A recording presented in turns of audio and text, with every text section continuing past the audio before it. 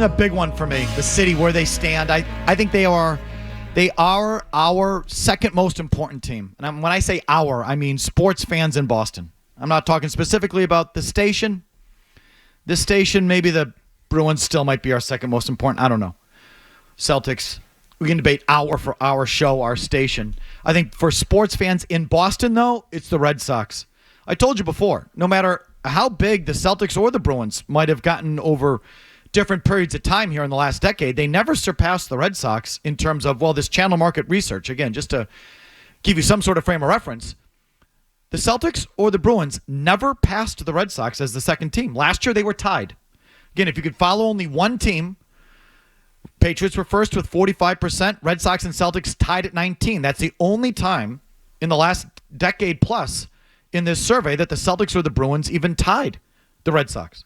And the Celtics were in a championship season, and the Red Sox were dreadful. Obviously, like if I mean, right now, like of course the Celtics are more box office than the Red Sox, but when you apples to apples, when you pull it out across all demos and all ages and the whole region, it's still the Red Sox. The year before it was 19% for the Red Sox, 18% for the Celtics. I mean, the Red Sox have been caca for like 3 straight years. They've been unwatchable. Meanwhile, the Celtics are the best team in the league. And the Celtics can't pull past the Red Sox? There's a reason. The Red Sox, they're that latent, benign cyst, that hemorrhoid in your ass. They just won't go anywhere. They're there. The Bruins, the closest the Bruins ever got was in 2015 for some reason. The Red Sox were, again, second place with 24%. The Bruins were at 23%, just behind them. Never passed them. So that's important to me. It's important for that the Red Sox come back as that. As for, where it's they give you a season, you have a summer, that daily drumbeat of a good baseball team. It's important. It's important to have as a sports fan. Yeah, and you know what? It doesn't take much, which again to me is an indictment on them. Absolutely. Like it doesn't take much. But anyway, keep going. For as much as they've pissed you off or they've bored you or you've tuned them out, you mostly come back when it calls for it. And so just call for it. Here's a bigger issue in my mind is how to watch the thing. It's becoming harder and harder and more difficult and more complicated and more expensive. And I am certainly a guy that goes into this thing kicking and screaming. So, I come from it from a certain place. But listen, what I'm about to give you, you can all relate to. Cable TV's gotten stupid expensive. So a lot of us have cut the cord, especially just this past year. NESN and NBC Sports Boston, unfortunately, jacked up the rates again, right? Yes. You had to go to a whole different tier to get NESN or NBC Sports Boston. So there was more money out of your pocket there. So they lost a lot of people. So F you, I'm not going to do that. I'm going to cut the cord. I'll get YouTube TV. Much better. NESN's not on YouTube TV. You can't get NESN on YouTube TV. So what do?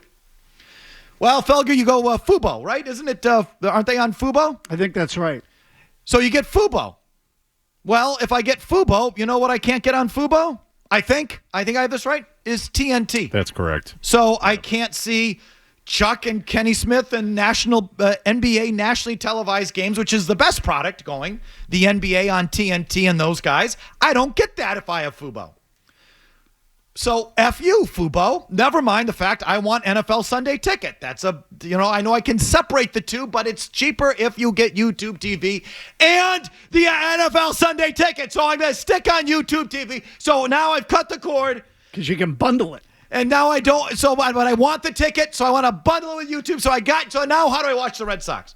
Okay, I've got to get violated with that insanely overpriced, hideous product, NESN 360, which often doesn't work, which provides virtually no programming other than the live games of the worst team in hockey and this unwatchable baseball team. But they're gouging me for $30 a month and then fishing shows or cooking shows. And I love you, Billy and Jenny. But that's it.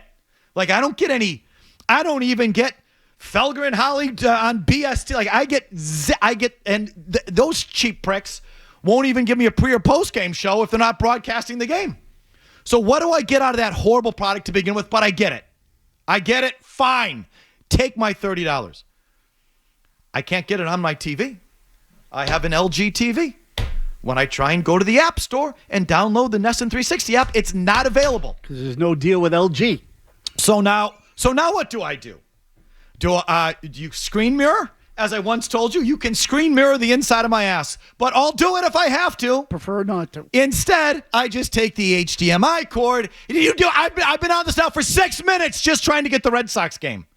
I plug in the thing to my laptop. I plug the thing into the TV. Okay, that works. But now I can't use my laptop because it's tied up with this hideous gouge of NESN 360 that I can't even get on my TV. Maybe you need a new laptop. So what if I need to log in and do something? You haven't even mentioned if you want to watch the Friday night games, which are only on Apple. I didn't even get to that. Yeah. I didn't even get to. They're playing Friday night, and now we're all boned because it's not on ESPN, which I'll get to. It's not on TV 38. It's not on NESN. It's not on Fubo. It's not on YouTube TV. It's not on my laptop.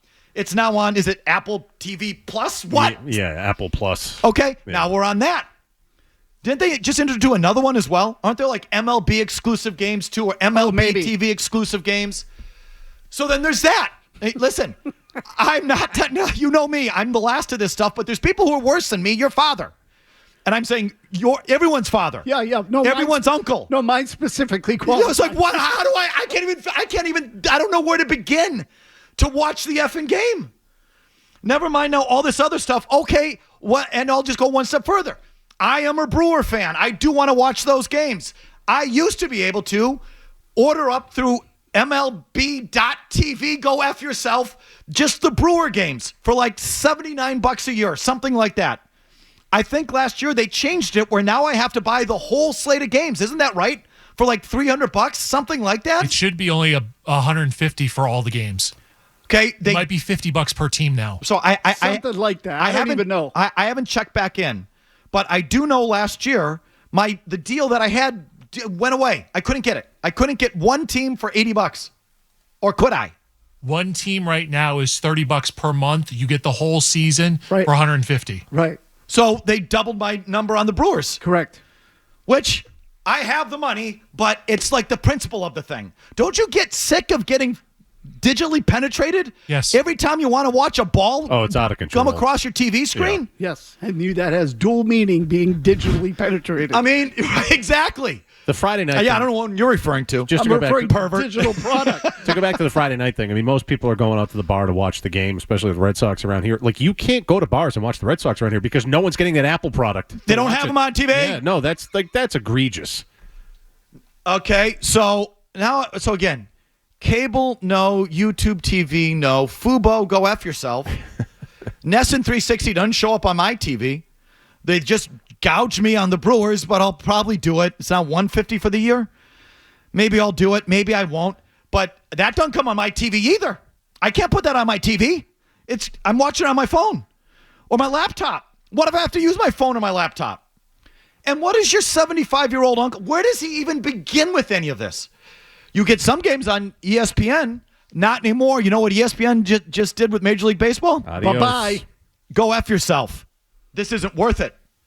ESPN had 3 more years left on their deal, and they opted out. This is their last year. This is the last year of ESPN. And so now where does Major League Baseball go? Are they going back on network TV, cable TV? Is it going to be with never mind baseball tonight being long gone and all of this?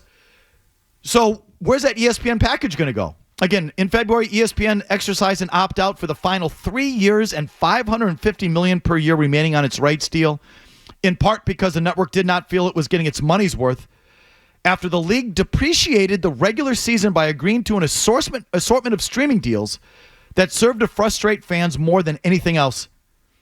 It was not a surprise ESPN opted out. It was portrayed as a mutual split, but any chance for MLB to save face was lost when Commissioner Rob Manfred pettily referred to ESPN as a shrinking platform. He did. In an email to team owners. So I'll play a clip here coming up of Manfred with Mad Dog. Boy, does Manfred and Major League Baseball sound like a bunch of spurned lovers. Like a bunch of heart-sick high school boys who just got dumped by their girlfriends. Pathetic. It's sad. how the sniveling and groveling that Manfred and Major League Baseball is doing over this. But do you blame ESPN? Who watches national baseball games? Nobody does anymore. For Pete's sake. Their priorities have been set in stone for a while now. They need more space to talk about LeBron and his kid and do another mock draft from Mel Kiper. Exactly. That's the entire network now. Football, college football, a little bit of NBA. That's it. And so, but where's that package going? I don't know. It ain't going somewhere that's going to be easy or cheap for you to find. Let me tell you that. Here's a guarantee. I don't know where it's going. It's going to be harder to find and more expensive. So that whole migration problem, I'm sorry. And, well, I don't know. They're not helping themselves. Like the MLS, something dying for eyeballs.